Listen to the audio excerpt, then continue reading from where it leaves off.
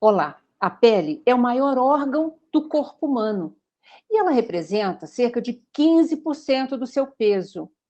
Ela também funciona como uma proteção, inclusive para evitar a entrada de micro-organismos indesejáveis. Por isso, a gente precisa aprender a cuidar o máximo possível da nossa pele, da saúde da nossa pele. E para nos orientar melhor sobre esse tema, eu converso hoje com um grande especialista da Sociedade Brasileira de Dermatologia, o Dr. Luiz Gameiro. Deixa eu apresentar melhor ele aqui para vocês. O Dr. Luiz Gameiro, ele é coordenador do Departamento de Dermatologia Geriátrica da SBD, Sociedade Brasileira de Dermatologia, e ele também é colaborador da dermatologia da Unicamp. Super bem-vindo, Dr. Luiz. Obrigado, Lina. Prazer falar com você e a sua audiência. Então, vamos começar explicando quais são a derme, epiderme, hipoderme, como que é constituída a nossa pele? Legal. Como você falou muito bem, é o maior órgão do nosso corpo, né? E extensão dele também se reflete nessa necessidade da pele proteger. Ela que faz a interface entre o nosso organismo, ou seja, o interior e o exterior. Quem limita isso realmente é a pele. E ela que nos dá a identidade, né? Porque o contorno do nosso corpo e como é essa pele, a cor, o aspecto, textura, além do fato que a pele tem dois anexos, que são tecidos mortos, mas que são produzidos pela pele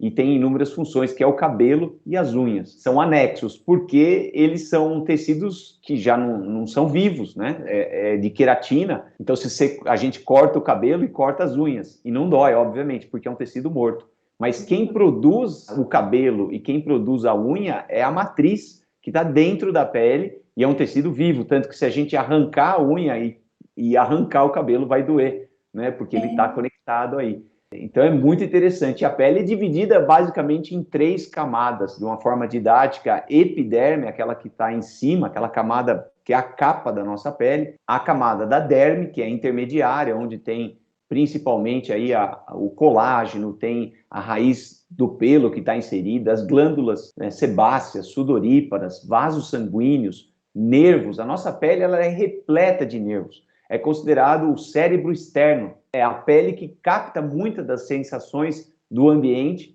e transfere isso para o cérebro. Então, a nossa pele tem uma função muito importante na captação desses estímulos do exterior. E, além disso, nós temos a camada profunda, que é a hipoderme, que é a camada de baixo, que é um tecido gorduroso, fino, que sustenta a pele. Que analogia bacana essa que o senhor acabou de fazer. Me diga uma coisa, é fato que nós temos mais de 3.000 problemas, doenças, que podem afetar a nossa pele? Sem dúvida, mais de 3.000 doenças de pele que o ser humano pode ser acometido. Então veja que é uma complexidade tremenda. Interessante você colocar isso, eu gosto de explicar como um funil, porque a apresentação dessas manifestações, dessas milhares de manifestações, que inclui tumores, infecções, inflamações, doenças genéticas, inúmeras patologias, doenças, elas vão se manifestar. Se eu jogar todas essas 3.000 na parte de cima do funil, Lina,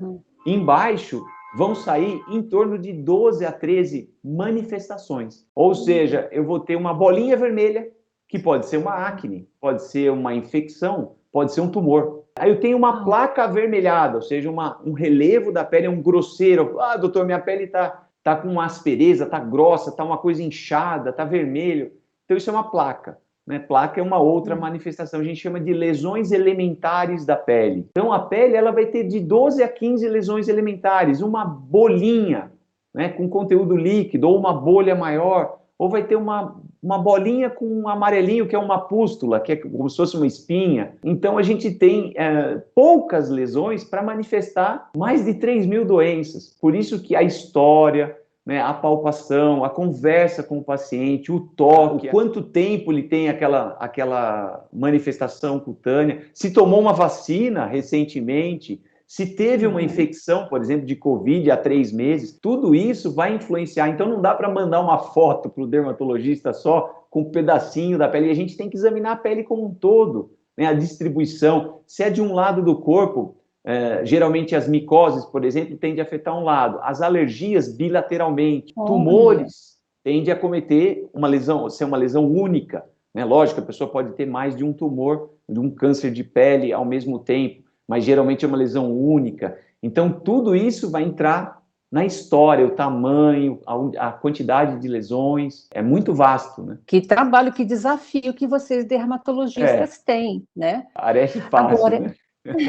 agora, em geral, a gente, enquanto leigo, a gente não dá muita bola para essas manifestações. Conforme a gente vai envelhecendo, há um maior risco, não há, de determinadas afecções na nossa pele? Sem dúvida, Lina, sem dúvida. Existem as doenças de pele relacionadas a idades específicas. Então, de uma forma geral, o bebezinho tem algumas doenças que a criança não vai ter, né? O recém-nascido, e a criança, por exemplo, também não vai ter alterações que o adolescente tem. Então, existem fases da vida que a gente vai tendo manifestações diferentes, né? A doença mais comum da pele, dessas 3.000, o que você acha que seria? Devolver uma pergunta para você. Ai, meu Deus, o quê? Você acha que é tão comum de ver na pele? Dermatite? É uma das mais comuns, a dermatite, mas a mais comum de todas é acne, espinha. Quase metade da população adolescente vai ter um cravo, vai ter uma espinha, uma lesão de acne. Né? No mundo, a acne é a mais comum. Mas, então, tem algumas que são relacionadas a idades específicas, mas o que a gente sabe é que com o envelhecimento, então, depois que a pele já amadureceu e a gente atinge a maturidade mesmo, principalmente a partir dos 50 anos e 60 anos de idade, começa a ver diminuição dos mecanismos de produção, proteção e manutenção da pele. Então, a pele vai ficando mais exposta a doenças. 2 tipos de doenças são basicamente as mais frequentes. Primeiro são as infecções e a segunda são os tumores. Então, essas duas, infecções e tumores, são as que vão aumentando de uma forma considerável a partir da idade da senescência, da idade idosa, se a gente considerar a partir dos 60 anos. Apesar que eu considero idosos quem tem acima de 80, porque hoje 60, 70 estão todo mundo aí trabalhando ativo, né? É verdade, mas aí começa a aparecer esses 2 problemas, que a gente chama de imunossenescência. Então, o sistema imunológico ele fica mais, vamos dizer, deprimido ou mais preguiçoso. Como ele fica preguiçoso, ele é o guardião, né? Ele está lá fazendo a defesa como um escudo, né? Uma analogia aí grosseira, mas como se fosse ali a linha de frente, faz a defesa do território, e se ele capta algum potencial invasor, ele já tenta reconhecer para o nosso organismo combater. E também alguma célula que saia do controle, uma célula atípica, uma célula irregular. As células normais se replicam de forma perfeita, uma célula anômala, bizarra, um negócio meio estranho ali, fugiu do controle do guardião ali, o soldadinho meio preguiçoso, aquela célula se replica e isso é um tumor. Então, essas 2 doenças são as mais frequentes com o envelhecimento. Você sabe que eu tive a oportunidade de fazer um programa sobre câncer de pele. E o senhor citou também a questão das infecções. Então, se o senhor puder dar uma resumida para a gente, o que é uma infecção na pele que pode acontecer com a idade, especialmente? As infecções podem ser principalmente de 3 tipos: infecções por vírus, bactérias e fungos. As infecções mais perigosas são as infecções por bactéria, as bacterianas. Por quê? Elas podem começar com uma pequena feridinha na pele, né? Então a pele abriu por um machucado, ou até por uma infecção por fungos, era uma micose, uma frieira ali, que abriu a pele, abriu e fez uma fissura. Então abriu, ou seja, é uma porta de entrada. E a porta de entrada favorece que outros micro-organismos, por exemplo, as mais perigosas, que são as bactérias, aproveitarem que essa porta abriu e entrar no nosso organismo. Né? Oi? Entrar no nosso organismo, né? Exatamente. E aí atingir camadas mais profundas, inclusive a circulação sanguínea. E aí a gente fala numa infecção que é muito frequente em idosos e potencialmente muito perigosa, que é a celulite, ou também conhecida, uma forma dela, a erisipela. Né? Todo mundo já ouviu falar de algum idoso, precisou ficar internado, teve na perna uma erisipela. Principalmente em pacientes que têm mais tendência a ter isso, são aqueles que possuem diabetes, tem obesidade, problemas outros, né?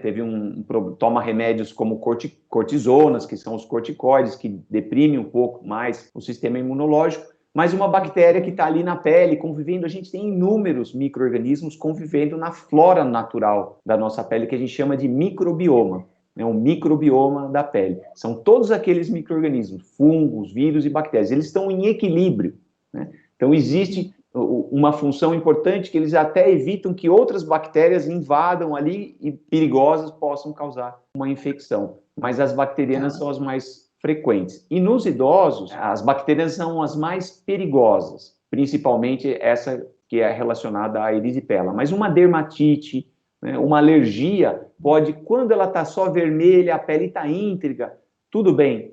Quando essa pele perde a sua integridade e forma uma ferida aberta, então aí já pode estar o começo de uma infecção bacteriana que a gente chama de impetigo, muito comum em criança também, mas os idosos podem ter essas infecções. Os vírus, o herpes zoster, é muito comum em idosos. Já deve ter ouvido falar da cobreiro, conhecido como cobreiro. Já ouviu falar desse? Sim, já. E ele é uma reativação do vírus da catapora, que fica no nosso organismo latente. E as micoses são muito frequentes, são muitas doenças. As micoses de unha, principalmente em idosos, nas unhas dos pés. E nas mãos pode dar aquele unheiro, pessoas que lavam muito a louça, a questão de umidade, a candidíase, né? Aquela infecção que dá entre os dedos, muito frequente nas mãos, por umidade. Então, são muitas doenças. Eu não sei se mais ou menos isso que você estava... Exatamente isso. Mas eu vou precisar chamar um rápido intervalo para a gente, no segundo bloco, falarmos sobre medidas preventivas, tá bom? Vamos lá.